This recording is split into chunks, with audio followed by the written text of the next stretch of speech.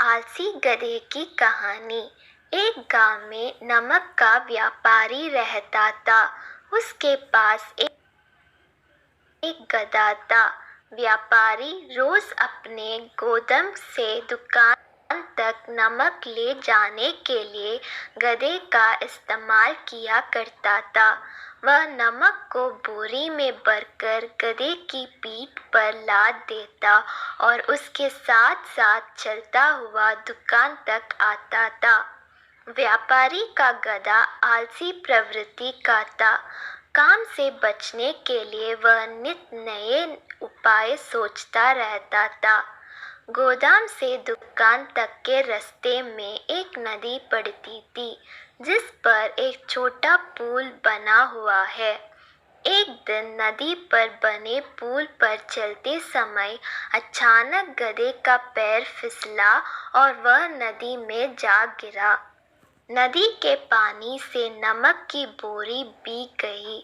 जब तक व्यापारी ने गधे को पानी से निकला, तब तक बोरी में भरा बहुत सारे नमक घुल चुका था।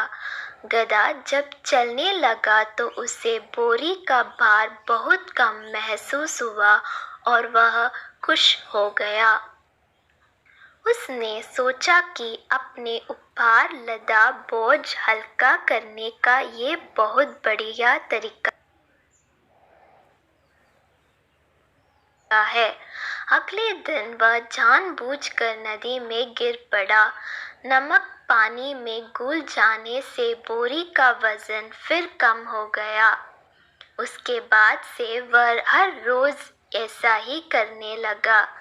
रोज रोज गधे की ये हरकत देखकर व्यापारी उसकी चालाकी समझ गया।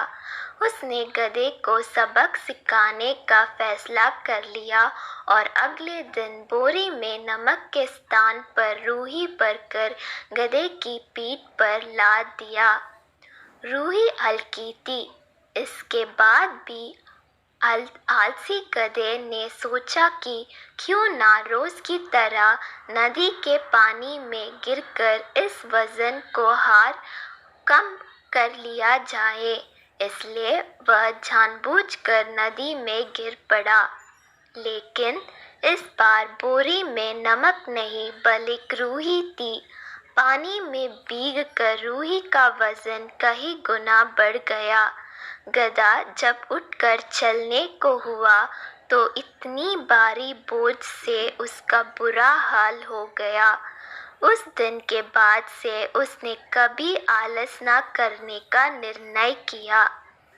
सीख: आलस का फल कभी ना कभी मिल ही जाता है। एक